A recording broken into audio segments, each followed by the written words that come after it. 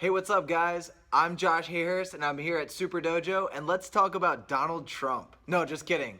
This is what happened tonight. So yesterday was Monday, and I didn't teach any classes yesterday except for the kickboxing class, and I've already posted a video on our Facebook page for the kickboxing program, which is facebook.com/Elkton Kickboxing, and you can check that out if you want to. But Mr. Manny Kaporia taught all the classes yesterday, and I just want to say, there's some awesome things that happened in class yesterday. They were almost all full. They were like almost to maximum capacity. We were almost there. But this is the time of the year when people slow down because they might start getting busy. But for kids, this is super important because they need to stay on a schedule. They have school, they have family events, and all these different things that are happening. But coming to something like martial arts 2 times a week and not missing it no matter what is an awesome way to keep them on track. A lot of parents don't realize that's why their kids get in trouble and stuff after the holidays. And when they get back to school, they're it's slow to like get back on the routine again. It's because they're acting out and stuff. It's because they had no structure for the last 2 months. It's the same exact thing that happens during the summer. A lot of families assume they're going to be super busy, so they stop doing all the extra stuff, and it actually makes the kids act out and get in trouble. So, doing martial arts, something like that, twice a week is something that's really cool. It's going to keep them on track. So that was Monday, but today's Tuesday. Today is my day. It's just me, and then I have a helper, which is one of the best helpers here at Superdojo, Ava Cox. She was here today, and she really helped me teach classes, go with a separate group. She actually did a private lesson with one of our students today that wouldn't be able to make it this week. So she's a super huge help, but it's me and her today. And I'm just checking some of the clips here that I have. One of the things that we did in the 3- and 4-year-old classes that was really, really fun is I taught them how to do a high block. And normally, I can just swing my hand at them and they have to show good timing. Lift your block up just in time to protect your head and use your arm to block it. But instead, we tossed these little square pads at them and they had to put their block up so that they didn't get hit. And one part of the class, we would have them working with their own parents, and then the parents would learn how to like motivate them and high five and get excited. But one thing that we really want to do is have the kids work with a different parent so that they could actually learn to not be afraid of strangers, to be strong, to learn how to introduce themselves, to make eye contact, and the stuff like that that's really important to just normal life skills. Unfortunately, I didn't get any video of the 5- and 6-year-old class, which we call the Wildfires. I didn't get any video of that class, and I feel like I regret it because they did such a great job. We practiced high block, inner forearm block, and outer forearm block. We practice all 3 of those so the kids know how to defend their head from all different angles of attack. And we did it so many different ways. I had every single parent on the mat helping me teach. It was like the perfect class for them. And then on to the black belt class. And this black belt class was different. This class, I had the opportunity to teach them a lesson that it hurt. I don't want to get into it. I want to tell you the whole story. So let's talk about what they did in that class. Those kids are practicing with double chucks. And one of the strategies with double chucks is you have 2 in your hand, but one you hold tight and the other one you strike with. And then if something happens to that one, like it breaks or you drop it, you have another one as a backup. So I taught them how, if they drop their weapon, how to switch to the other hand by doing a behind the back switch, which was really cool. And then we added variations too. So you have that chuck on the ground. After you hit, the drill's over, so they would jump and dive and ninja roll over their chucks and then pick it up. And then we did the challenge. Their goal is to do 180 double triangle strikes in 60 seconds. But something that happened in this class, it struck a chord in me or something. I don't really know how to describe it. So anyway, let me just tell you the whole story.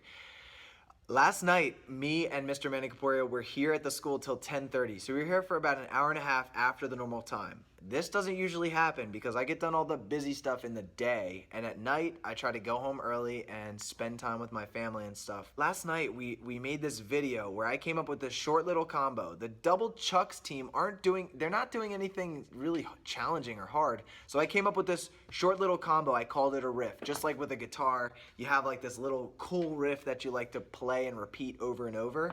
I did the same thing with double chucks. And I'll just let that play down here in the corner here while I'm talking, but so you'll see what it's all about. But I created this little combo, and I was like, this is a cool challenge for any of the kids that really like double chucks, and they get the opportunity to learn something new. I get to give them an extra piece of curriculum, like a little bonus that they may like to do. They can figure it out by watching the video. It's a cool little challenge. And then I added the bonus. If you learn this combo, the first kid to learn it will be able to, I'll buy them ice cream at the end of black belt class. So the first kid in each class that learns this little riff and does it correctly, and it's very challenging, whoever learns it and does it correctly, I'll get them ice cream to celebrate after class. Like, that's such a cool thing, you know? Parents don't buy their kids ice cream. I could give them a t-shirt or a brand new pair of Chucks or something, but your mom or dad can buy you that. But I'm gonna tell you right now, your mom isn't gonna buy you ice cream after every class, but I will. So I felt so proud of this. So anyway, I brought the kids over. A couple of them asked me a question about the combo that nobody got it right. It's really challenging. And one kid asked me about the combo. So I just brought everyone together. I was like, did you guys watch it? Try to motivate them into doing it. And I showed them how to do this one technique. And I said, but whoever does it, you know, within the next couple of days, I'll buy you ice cream. Well, one kid goes, no, that's not good enough. We want this. And as soon as he said it, it like struck a chord, like it hurt my feelings. And I was like, this is where I'm coming from. I could just tell you, you have to figure out this really challenging combo. And double chucks is a time where kids quit because it's hard. So they give up, and weak parents don't motivate them, and kids quit. None of the parents this last cycle let their kids quit. They helped them push through it. So then I gave them a new challenge. And every time you get better, you got to have something that challenges you more to keep raising the level. You know what I mean? So the kids said that, and I was like,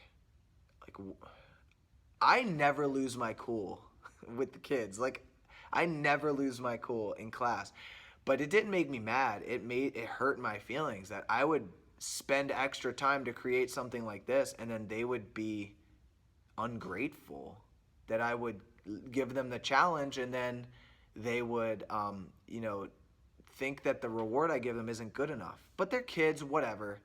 These aren't just kids, whatever. These are black belts. These kids, I watched them grow up. I've known them for more than half their life. They've stuck with martial arts for longer than they've done anything else. So I expect them to not be ungrateful, not treat me with disrespect, and not be rude. And I totally took that as like a cut, you know. It cut me deep. So, you know, I told them to run laps while I cool off. And then they came back, and I was like, you know what? I'm not cooled off yet. I made them run 20 more laps. I don't punish kids with push-ups. I don't punish kids with laps.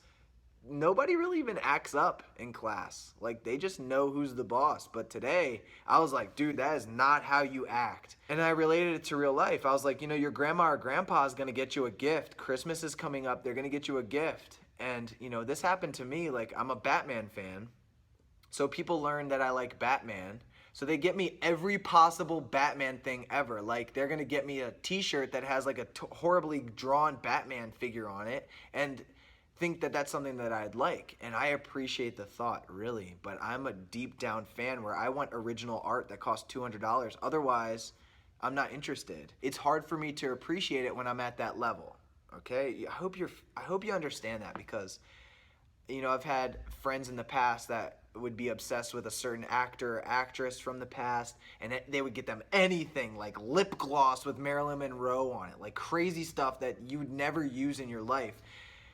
And you have this feeling like, I don't want that in your head. But when you open it up, you have to be like, oh, Batman, that's my favorite thing in the world. And you try to find a use for it, but really it's something like maybe you already had it or you already saw it and you saw that it was cheap and it's not the thing. All right, I'm not going to keep going on with that. So I hope you understand what I mean. And you have this decision to make, whether you're going to react and say something where you're being ungrateful, or you're going to appreciate the thought, and that's it. So I felt the kids were being ungrateful, and I was like, I could just say, here's the combo, do it or else. If you don't do it, you don't get the test. But instead, I said, here's a cool little extra piece of curriculum. I spent some extra time putting it together. I didn't have to do it. And here's a reward. I'm going to buy you ice cream at the end. So me and the kids had a very distinct understanding after that where they needed to appreciate the work that went into it and not be rude or ungrateful or disrespectful on it. But if you choose to take the challenge, go for it. And I feel like black belts are champions and they should go for the challenge. So yeah, to make a long story short, their reaction actually hurt my feelings, but it gave me an opportunity to teach them something that was really important that they should know. So that's how that situation ended. Then we had an awesome group of kids that were between the ages of 10 to 14, and they worked on some double chucks, blocking, hook blocking, a lot of cool stuff. And the clips, they were pretty awesome too. So that's what happened tonight, guys. Thank you so much for watching. I really want to get back into this video like every other day type thing because I hope you appreciate it. If you do, give me a comment. Tell me what you think. Hit that like button. And if you're watching this on YouTube, make sure you subscribe. All right, guys. It's me, Josh Hayhurst. I'm here at Superdojo, and I will catch you guys later. See you guys.